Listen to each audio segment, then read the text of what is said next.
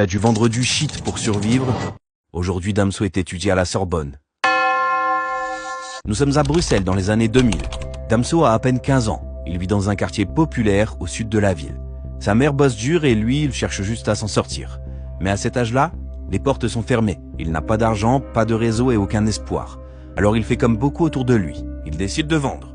Au départ, c'est seulement quelques barrettes pour gagner un peu d'argent. Puis il se met à vendre de tout, attiré par l'appât du gain. Il vend dans les halls, dans les ruelles, dans les métros et à des étudiants comme à des SDF. À 16 ans, il sait déjà comment se débarrasser d'un téléphone. Il sait aussi qu'un mauvais regard peut lui coûter la liberté. À cette époque, il rappe déjà. Pas pour le buzz, mais pour faire passer l'ennui. Il écrit ses textes dans un carnet entre 2 livraisons, et un jour tout bascule. Il se fait péter par les keufs, il en parle peu, mais il passe par la case prison.